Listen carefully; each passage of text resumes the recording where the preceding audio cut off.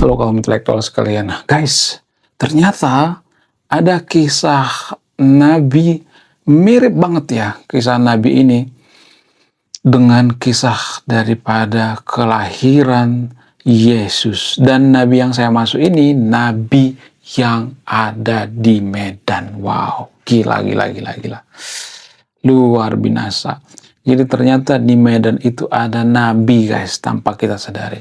Nah, yang jadi pertanyaan, Nabi siapa yang saya maksud? Apakah Nabi ini ada dalam kitab suci? Apakah Nabi ini ada dalam kitab suci agama Kristen, agama Islam, agama Yahudi, dan agama-agama lainnya? Kenapa dia disebut dengan Nabi? Jadi guys, kelahirannya itu mirip banget dengan kelahiran Yesus. Jadi, sekitar 600 tahun, kurang lebih 600 tahun setelah lahirnya Yesus, ada seorang raja di Medan yang mirip banget gitu ya, kelahirannya gitu, dengan Yesus. Kisahnya juga nggak jauh beda gitu ya. Perbedaannya cuma sedikit ya. Nah, ada perbedaannya juga ya. Jadi, raja yang saya maksud ini, dia lahir dari rahim seorang ibu tanpa dibuahi, tanpa berhubungan badan, yang mirip-mirip seperti Maria. Jadi kisahnya ya, kalau Maria kisahnya itu kan, Maria itu diurapi oleh Roh Kudus gitu ya. Ada tuh yang malaikat ya, tiba-tiba malaikat mengatakan, kamu mengandung anak yang akan diberi nama Yesus misalnya, dan lain sebagainya. Jadi ceritanya seperti itu ya. Jadi cerita daripada raja yang saya maksud ini, ternyata cerita mirip banget guys. Suatu saat ada seorang wanita di Medan, dia mandi sendirian ya, lalu tiba-tiba ada seperti sosok warna putih ya, seperti malaikat, ada cahaya gitu ya. Dan cahaya ini atau malaikat ini mengatakan, nanti kamu akan melahirkan seorang raja. Itu kata si perempuan ini. Lalu ketika suaminya pergi, saat itu suaminya pergi merantau ke Aceh. Lalu si suaminya ini marah-marah. Kok kamu langsung bisa hamil? Baru beberapa bulan gue tinggalin, baru beberapa 5 bulan gue tinggalin langsung hamil. Siapa yang menghamili kamu gitu ya? Pada saat itu kan kalau ada orang yang hamil itu biasanya akan dikucilkan. Kalau ada orang yang hamil luar nikah itu sangat-sangat disangsi besar ya di zaman itu. Ya agak mirip-mirip seperti zamannya orang-orang Yahudi gitu ya, atau orang-orang Nusantara zaman dulu. Gak boleh hamil luar nikah, harus ada perkawinan. Lalu suaminya marah-marah gitu ya, sampai mau diceraiin gitu ya. Ini bukan anak saya, kok kamu tiba-tiba hamil? Lalu si wanita ini bercerita, jadi gini Pak, 5 bulan yang lalu aku mandi tuh ya di sungai. Nah, sungai ini ya didatangi oleh malaikat, lalu ada cahaya ya seperti Roh Kudus gitu ya. Lalu malaikat ini mengatakan, kamu akan mengandung anak tanpa buah pernikahan, tapi kasih dia nama, yaitu nama Sisingamangaraja. Nah, jadi kelahiran daripada Sisingamangaraja, rajanya orang Batak itu, mirip banget seperti kisah Yesus, ya kelahiran Yesus, mirip banget ya. Karena apa? Karena ibu daripada Sisingamangaraja itu tidak dibuahi, mirip seperti Maria. Nah, pada saat itu suaminya masih curiga gitu. Lalu mereka menanyakan sama datu atau dukun saat itu ya. Jadi lokasi kejadiannya itu di Bakara. Bakara itu pinggiran Danau Toba ya. Jadi di Bakara itu ya, di istana Sisingamangaraja itu dekat dengan hutan. Biasa disebut dengan hutan sulu-sulu atau tombak sulu-sulu. Lalu ya kejadian itu ya sangat-sangat cepat sekali ya kejadiannya di sebuah sungai dekat hutan di hutan sulu-sulu. Nah, ketika ditanyakan sama datu atau dukun, oh iya benar, ya anak kamu ini adalah anak raja. Ya, maksudnya ini akan jadi raja gitu ya. Dan marga daripada si bapak ini atau si Sisingamangaraja ini kan marga Nambela ya. Nah, Saat itu ya si bapak ini dan beserta dukun saat itu mengatakan, kita sudah kelahiran calon raja saudara-saudara. Dikumpulkan tuh banyak orang tuh ya di Bakara. Saudara-saudara kita sudah punya raja. Karena sebelumnya itu belum ada raja. Adanya itu seperti pemuka agama, ya kemudian kepala suku dan lain sebagainya. Yang belum ada raja. Nah pada saat itu konon katanya ketika si anak ini dalam kandungan ada hal-hal yang sangat luar biasa ya sampai lahir ke dunia. Ketika lahir ke dunia baru beberapa bulan ya, baru 12 bulan, ternyata si Singamangaraja ini sudah bisa memanjat pohon kelapa dengan kaki terbalik, kakinya di atas, kepalanya di bawah. Dan tahu apa yang terjadi? Sawah-sawah yang ada di sekeliling itu juga ikut terbalik. Kalau misalnya mengatakan kok nggak masuk akal, ya namanya penafsiran gitu ya, namanya keyakinan kan emang ada yang masuk akal gitu. Kalau misalnya mengatakan, oh itu kan Yesus lahir tanpa pernikahan, emang itu masuk akal gitu. Bukan berarti saya mengkritik agama Kristen di sini ya. Kalau kita ke bawah adalah ke masuk akal gitu. Namanya keajaiban ya kan, mujizat gitu ya. Jadi kita jangan saling menjelekkan gitu ya. Oh karena kalau ada orang lain berkeyakinan ya ketika ada orang misalnya nih ya, ada orang manjat dengan kaki terbalik, tumbuh-tumbuhan di sana juga ikut gitu ya. Sama seperti hantu misalnya. Kalau ada misalnya nih yang percaya dengan hantu, ya kemarin saya ketemu dengan hantu, padahal itu cuma halusinasi, lalu orang percaya gitu. Ya sama seperti itu kan. Lalu kenapa kisah Nabi yang saya masuk ini tidak dipercaya gitu? Bukan berarti saya memaksakan, tapi biar kita tahu ranahnya gitu. Saya tidak ngomong ranah ilmiah di sini ya, tapi ranah tentang keyakinan, interpretase, dan ranah penafsiran. Jadi, ternyata setelah dia dewasa, dia punya kekuatan yang sangat luar biasa. Diuji lagi gitu ya. Si Singamangaraja yang saya masuk ini, Singamangaraja pertama ya, diuji lagi. Jadi di tanah Batak itu ada semacam pisau gitu, biasa disebut dengan pedang. Jadi pedang ini ditancapkan ke batu, kalau bisa ditarik, maka dia akan jadi raja. Jadi orang-orang di sana itu bertapa gitu ya. Dicoba lagi gitu, benarkah si Singamangaraja ini adalah raja? Ya, diuji tuh ya, orang pertama diuji, ditarik nggak bisa. Di tengah halaman tuh ya, di tengah halaman itu ada batu, ditancapkan pedang atau pisau gitu. Orang kedua gagal, orang ketiga gagal, bahkan saudara-saudara si Singamangaraja juga gagal. Marga-marga Sinambela di sana juga gagal. Dan tiba giliran daripada Singamangaraja, ditarik. Dan tahu apa yang terjadi saudara? Berhasil. Ya orang-orang tepuk tangan dan pada saat itulah dia jadi raja. Nah, tidak hanya berhenti sampai di situ. Ternyata setelah dia dewasa, walaupun orang-orang di sana masih meragukan kerajaannya gitu ya. Jadi saat itu orang-orang di sana itu ya masih meragukan gitu ya, meremehkan. Nggak mungkin raja ini. Raja itu kan nggak seperti itu. Lalu pada saat itu ada semacam keributan gitu ya. Antara marga Sinaga dengan marga Sinambela.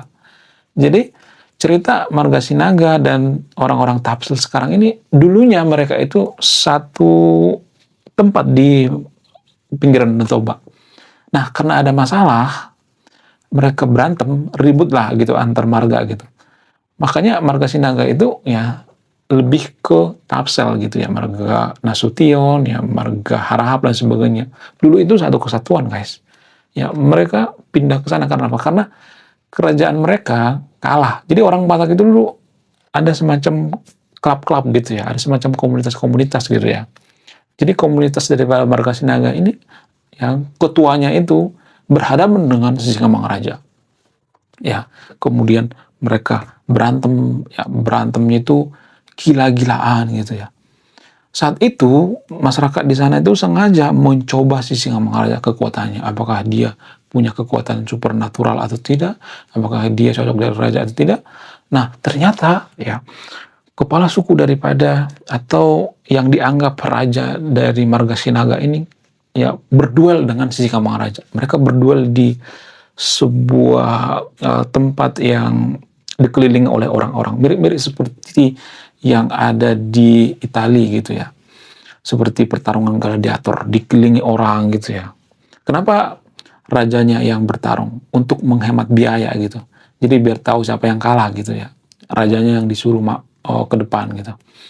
Nah, mereka bertarung tuh ya menggunakan pedang, menggunakan intrik dan trik gitu ya.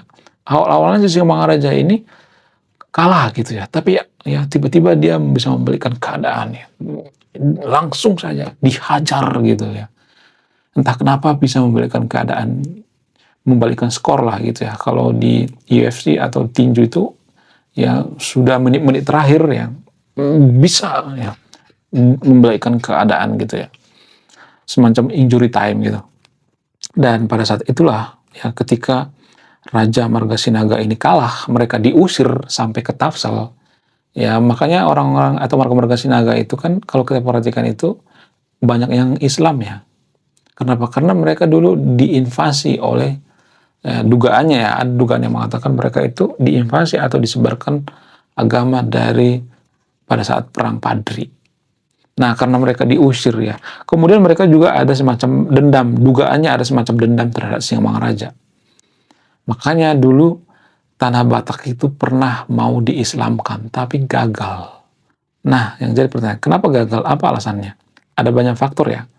Pertama, orang Batak itu nggak bisa lepas dari babi. Karena apa? Karena itu bagian daripada budaya. Itu yang pertama ya. Sementara agama Islam kan nggak boleh makan daging babi. Kemudian orang Batak itu anti poligami. Walaupun rajanya poligami. Nah, kenapa Singamangaraja saat itu poligami? Jadi sebenarnya Singamangaraja itu nggak niat poligami. Cuman pada saat itu sering terjadi perang suku. Ya, kalau nggak punya keturunan biasanya ya harus cepat punya keturunan gitu. Karena kematian saat itu sangat rentan ya. Ya zaman dulu tuh ya sekitar 800 tahun yang lalu ya atau 1000 tahun yang lalu kan belum ada yang namanya vaksin gitu ya. Belum ada berobat ke dokter gitu, ke bidan gitu, belum ada gitu. Jadi tanpa kita sadari sebenarnya gen kita ini sudah direkayasa guys. Ya gen-gen kita ini, kita kan sudah vaksin ya, vaksin polio, apa segala macam, campak dan sebagainya. Jadi zaman dulu tuh nggak ada istilah vaksin, sehingga anak-anak kecil mudah meninggal.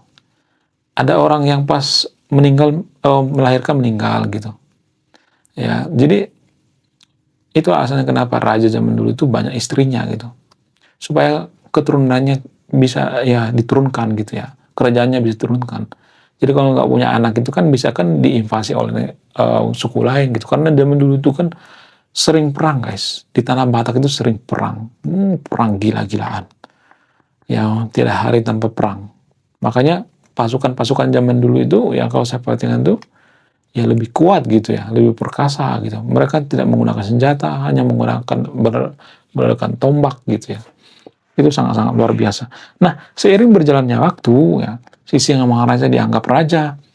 Ya, kemudian diteruskan ke Singamangaraja kedua, ketiga, keempat, kelima, sampai beratus-ratus tahun gitu kerajaannya. Bayangkan dari Singamangaraja pertama sampai ke si Singamangaraja ke-12. Ya, katakanlah misalnya nih, satu dinasti misalnya 50 tahun ya, atau 40 tahun gitu. 50 tahun deh, 5 kali 12 berapa sih? 60 ya, sekitar 600 tahun gitu. Ya kan? Sekitar 600 tahun kekuasaan daripada Singamangaraja. Akhirnya ditumbangkan oleh apa? Ditumbangkan oleh Belanda. Jadi si Singamangaraja ke-12 itu tumbang di tangan Belanda. Dan yang paling menarik daripada kisah si Singamangaraja ini adalah dia dianggap sebagai nabi. Si Singamangaraja ke-12 itu dianggap sebagai nabi, coy. Dianggap oleh agama apa? Agama Parmalim. Jadi di pinggiran Danau Toba itu ada agama Parmalim, guys. Agama Parmalim itu mirip-mirip seperti agama lokal lah gitu ya. Dan peraturan sangat-sangat ketat sekali ya. Nggak bisa ngerokok, nggak bisa main perempuan, nggak bisa minum tuak, macam-macam aturannya. Sehingga orang Batak ya banyak meninggalkan agama Parmalim. Karena zaman dulu waktu Singamangaraja meninggal itu ya, waktu Singamangaraja meninggal di Goa dulu waktu diserang oleh Belanda, dia berpesan, tolong sebarkan agama malim ya. Jadi biasa disebut dengan malim atau permalim ke seluruh dunia.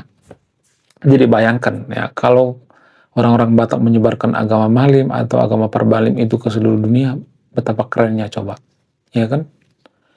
Bayangkan coba, misalnya nih ya, ada banyak orang umroh ke Danau Toba gitu ya. Misalnya nih ada semacam tempat umroh di Danau Toba, ya, bikin seperti Mekah misalnya, ya kan? Istana Siang Mangaraja bikin batu misalnya, atau dikelilingi gitu ya. Contoh ini hanya contoh ya, saya tidak ngajak ya. Betapa luar biasanya coba Danau Toba. Ya nggak sih? Ya, jadi ya bisa aja Danau Toba itu maju gitu ya. Ada banyak orang datang dari seluruh dunia. Misalnya kita menyebarkan agama Singamangaraja misalnya, kita sebarkan sampai ke Arab misalnya. Bayangkan ya, datang orang Arab hanya untuk ziarah gitu ya, hanya untuk mengelilingi batu di pinggiran Danau Toba. Apakah kita nggak kaya? Kaya dong ya.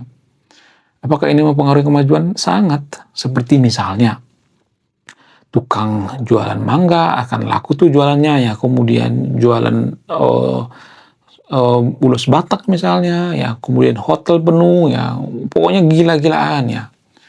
Ya, itu luar biasanya kalau kita bisa menciptakan seperti itu. Kalau misalnya mengatakan, lah kok jadi sesat, kok jadi ngaco, ini bukan sesat guys, bukan ngaco. Orang pergi ke luar negeri ya, misalnya nih ya, ada tuh warga Konoha misalnya nih menabung bertahun-tahun biar bisa umroh ke tanah Arab gitu. Apakah ini penafsiran? Ya ini penafsiran. Apakah ini keyakinan? Yes, ini keyakinan.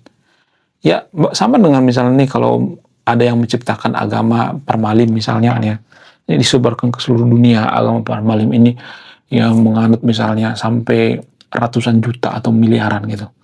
Lalu banyak orang berbondong-bondong datang ke Danau Toba gitu.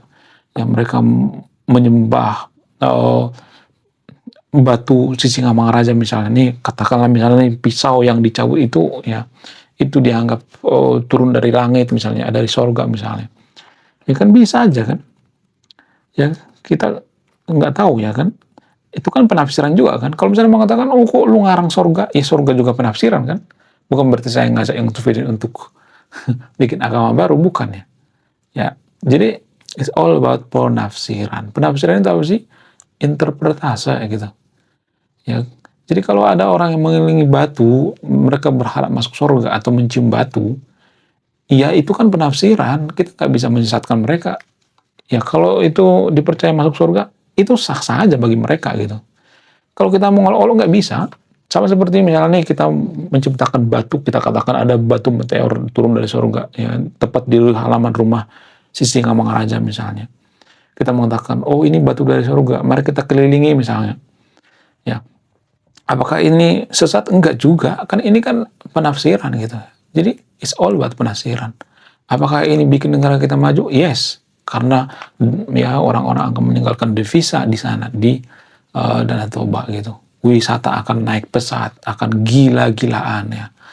Jadi dari mana semua ini muncul? Apakah semua ini muncul dari ruang hampa? Enggak. Ini namanya the power of storytelling.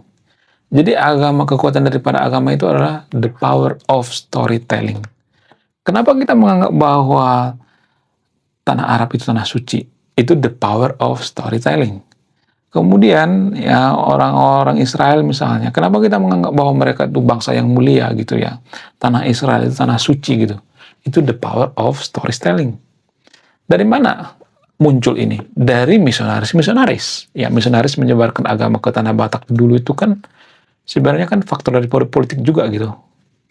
Kalau Belanda tidak menginginkan ya penyebaran agama Kristen di tanah Batak melalui seorang misionaris bernama Nommensen, maka orang-orang Batak tidak akan jadi Kristen. Ya tetap akan beragama permalim gitu. Seperti agama leluhurnya gitu. Jadi it's all about politik.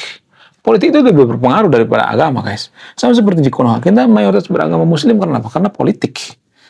Lah, apa hubungannya dengan politik? Ya kalau Raja Sriwijaya nggak membolehkan menyebarkan agama Islam, apakah itu akan di stop? Stop.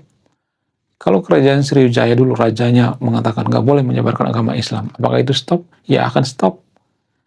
Ya, itu kan karena dibolehin kan. Kalau nggak dibolehin ya nggak bakal bisa menjadi mayoritas Muslim. Sama seperti di Tanah Batak. Nah sialnya si Singamangaraja saat itu mengatakan nggak boleh menyebarkan agama Kristen di sini karena agama Kristen itu adalah agama pendatang. Agama Kristen itu adalah agama orang asing. Bukan berarti saya mengatakan agama Kristen itu nggak baik, baik ya. Saya mengatakan agama Kristen itu baik. Kenapa orang Kristen luluh? Apa alasannya? Nah, karena terjadi perang Padri di Tanah Batak, sehingga Belanda melihat ini semacam peluang. Lalu mereka menyetujui Mensen dan kawan-kawan. Saat itu Mensen bawa dokter ya. Jadi pada saat perang kan banyak orang sakit tuh ya. Ditolong, diobati, dan orang Batak jatuh cinta sama Mensen. Nah, karena jatuh cinta, maka banyak orang Batak yang beragama Kristen dan meninggalkan agama kepercayaan mereka. Mereka menganggap bahwa mereka masuk surga, dan ya sebagian ada yang menganggap bahwa agama lokal atau agama Parmalim itu adalah agama yang sesat masuk neraka. Apakah ini penafsiran? Yes, ini penafsiran. It's all about penafsiran. Apakah ini sebenarnya keyakinan? Yes, ini batas keyakinan. Makanya saya katakan kalau ada nih batu di depan rumah daripada Istana Singamangaraja, lalu kalau kita cium batu ini kita masuk surga, kita mengklaim, ya kita storytelling kan bahwa oh ini sangat luar biasa, batu dari surga. Lalu banyak orang yang percaya. Apakah ini mendatangkan duit, devisa? Yes. Makanya itulah kekuatan storytelling. Makanya Steve Jobs pernah mengatakan, lebih berbahaya storytelling daripada nuklir. Jadi kalau ada orang yang jago storytelling, harus diimbangi dengan orang yang jago storytelling juga. Bagaimana dengan agama-agama Samawi? Ya, kekuatan daripada agama Samawi itu adalah storytelling. Ketika mereka menyebarkan agama Kristen, mereka men-storytellingkan apa? Yesus. Mereka akan mengisahkan keajaiban yang diciptakan oleh Yesus, yang dimunculkan mujizat-mujizat oleh Yesus. Apakah ini bisa dibuktikan secara ilmiah? Kalau dibawa ke ranah ilmiah, ini nggak bisa dibuktikan secara ilmiah, karena ini ranah keyakinan. Sama seperti kalau kita menciptakan agama di Tanah Batak misalnya. Kita bikin misalnya di situ, ya ada tempat umroh misalnya. Kita mengatakan bahwa ini sebenarnya dari Tuhan misalnya. Kita mengatakan seperti itu. Apakah ini keyakinan? Yes, ini keyakinan. Ya, jadi sesama keyakinan nggak boleh saling menyalahkan bahwa keyakinan ini bermasalah, keyakinan itu bermasalah. Jadi tergantung storytellingnya. Kelemahan daripada agama lokal di Konoha itu kalau saya perhatikan adalah storytelling. Kita itu tidak jago berstorytelling. Kita lebih mempercayai storytelling dari luar gitu ya. Umat Muslim dulu waktu menyebarkan, orang-orang Arab menyebarkan agama Islam di Nusantara itu kan menggunakan storytelling kan. Ya, mereka mengisahkan nabi mereka itu sangat luar biasa. Nabi mereka bisa membelah bulan, nabi mereka bisa membelah lautan, tahan bakar dan sebagainya. Sehingga orang tertarik. Wow, gila, luar binasa. Sehingga tertarik masuk ke agama Muslim. Nggak semua ya, tapi di sekelumnya. Lalu bagaimana dengan agama Parmalim dan agama-agama lokal? Agama Parmalim dan agama lokal itu mereka kekurangan sosok storytelling atau pendongeng. Pendongeng itu lebih berbahaya daripada bom nuklir.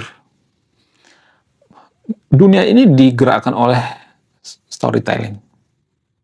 Ya, storyteller itu sangat-sangat dibutuhkan. Ya, kenapa banyak subscribe video saya gitu ya. Di channel satu lagi tuh yang nggak sampai setahun, belum nyampe setahun ya, udah hampir 55.000 ya, OTW 100.000. Itu hanya the power of storytelling. Saya tidak pernah nyuruh subscribe, nggak pernah. Itu the power of storytelling.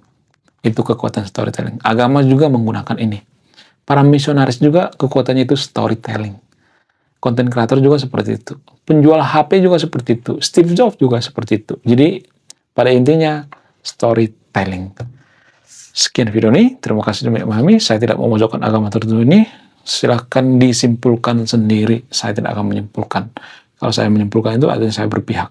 Sekian video ini. Saya kaum intelektual. Salam rasional.